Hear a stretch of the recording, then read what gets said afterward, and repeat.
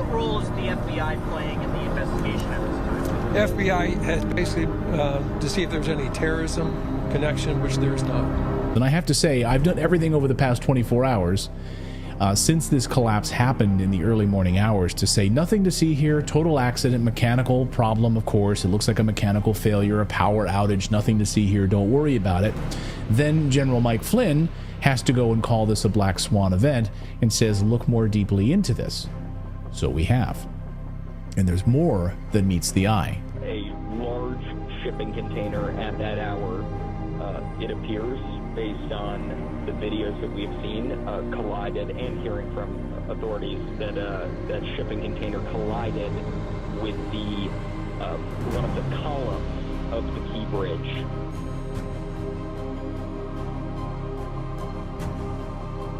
General Mike Flynn says the bridge collapse in Baltimore is a Black Swan event. Now, what is a Black Swan event? Well, Black Swan event is, you're just chugging along, looking at normal, white swans that you normally see. Then suddenly, everything seems predictable and normal, and then bam, giant black swan comes out of nowhere.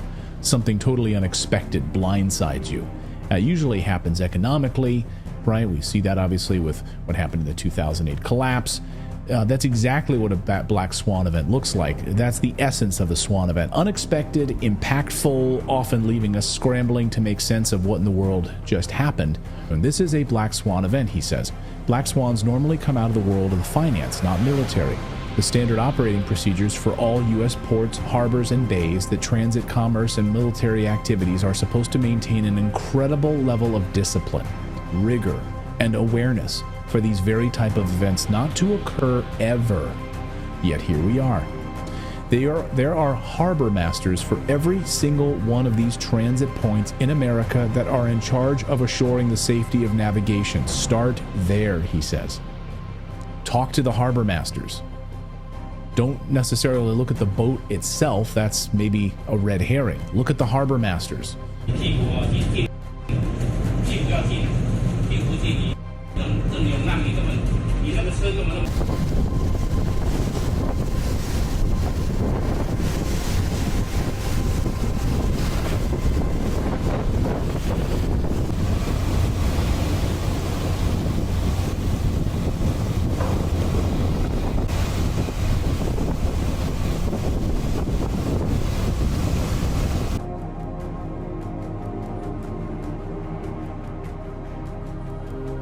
Look at the infrastructure. Look at the electrical infrastructure. Look at the computers. Was it hacked? So there's a number of ways that hackers can gain access to important navigation systems on the bridge. Number one is through the tampering with GPS signals. Now, most state actors and some hackers at a higher level are able to penetrate the GPS satellite system and actually impose anomalies into the software. You can also spoof a GPS receiver if you're in close enough proximity to that receiver, because a number of things that happen with the GPS receiver are not encrypted. So there's a way locally, when you're within a certain distance of a vessel or a vehicle or that GPS receiver, where you can spoof that receiver locally, and that's a lot easier to do than to go in and to spoof the satellites. So the first point of entry into a system is actually messing with the GPS system, whether it's satellites or locally, to introduce anomalies. The other way that we thought was really interesting when we talk about hacking is the ease of penetration in some instances. Some VSAT providers, it's easy to be able to go in and gain control of a vessel's navigation system, of critical operations and IT infrastructure technology through the VSAT. So look at that information, not just the boat itself, perhaps. We have to be thinking about the families and people in there, folks who we have to try to find and save. This is what our focus should be on right now. So what do we know? Well, for one thing, we know the captain of the ship, or the ship's master, is Ukrainian. The name of the ship is the Dolly. There you can see where it's currently sitting. It's now sitting there, covered by a bridge right in Baltimore, in the Chesapeake Harbor in Baltimore. And there is the ship's master. he is Ukrainian. Interesting.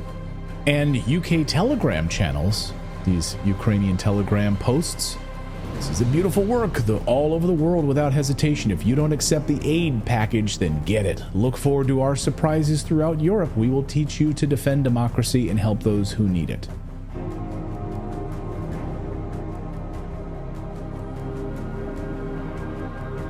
Maybe, I mean, you know, maybe this is just some like Telegram opportunists, you know, or maybe there's something more to it. Who knows? But those posts exist on Ukrainian Telegram channels. There would have been a Chesapeake Bay pilot on board also. Was it a port's authorized pilot, or was it the captain of the ship? No, the pilots move ships in and out of the Port of Baltimore. Pilots move ships in and out of Baltimore. So anytime you're going in and out of one of these harbors, you have to wait outside of the channel. You have to wait until the pilot comes on board. They know everything about this harbor. They know every detail of it, and they are going to guide you out. You're from Singapore? A Chesapeake Bay pilot will be on board and guiding this ship out. And that's what was happening. This ship was being guided out of port on its way out to sea. You can see at about the 12-second mark. So this is going to go on for about 30 seconds. Okay, there's power loss number 1 at about 12 seconds. Okay, then at about 22 seconds, it recovers power. So it comes back on here. And then you see black smoke coming out of the engine, out of the whatchamacallit? Immediate evasive maneuver. The stack, yeah. Then immediate evasive maneuvers take place. One of the anchors was dropped on the port side, and there you have the smash and collapse of the bridge. Now, we also know, according to the mayor, when they called in a mayday call a few seconds before impact, they were able to divert traffic on the bridge, thankfully. And workers were able to stop and halt traffic coming across the bridge, which is why more people were not trapped on the bridge. We're basically searching for everyone that was potentially on the bridge. As you can imagine, it's the middle of the night. You know what type of traffic was there, how many workers were there. Workers, they obviously come to a project, but other workers show up sometimes. That's what we're investigating right now. So journalist Michael Yan tweeted this afternoon, and this is a more detailed analysis of the ship leaving. Okay, so it's coming off the dock there and heading out, and you can see here, though, how it changes course right before it loses power, which is interesting. So now this is where things, to me, get really interesting. Why 2 minutes before? So, all right, now right here, you're going to see it change course before losing power and colliding. So why did it change course aiming directly into the pylon? And so why did it change course at that point? We don't know. Now, if you lose power and you have to use some sort of a backup steering system, in some cases you might be steering in the opposite direction of what you're used to. It's a reverse steering system. Now, I don't know if this ship was set up that way or not. This will be part of the investigation, I'm sure. You saw the track coming out, and you saw it changing its direction at about 2 minutes left before impact. But now I want to show you this 8 times speed video that's been making the rounds this afternoon as well, which I found interesting, and we'll share it here, which shows how much it had to divert itself. Look at, or how it moved position. Watch this. So let's keep playing this here. Like, look how much it had to swerve in order to hit this pylon. Total change of direction when you see it in that kind of speed. With that kind of movement. Really crazy to look at. Journalist Laura Logan, one of the best journalists in the world. The GPS systems that drive these boats are not encrypted. When a Navy ship crashed into a large cargo ship not that long ago, it was a cyber attack that made that happen. I know they're saying that this was not nefarious, but how do they know so quickly? Right, that's a great question. How do they know so quickly? We keep over the past week, we've sort of been joking about the Biden administration. Like, really, they were so quick to tell us that ISIS was responsible for the Russian theater attack, right? They told us within like minutes that was the case. Yet they still can't tell us who killed John F. Kennedy.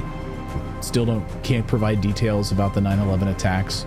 They can't tell us who blew up the Nord Stream pipeline, but they were that fast to tell us that it was ISIS. They were lying to us, of course.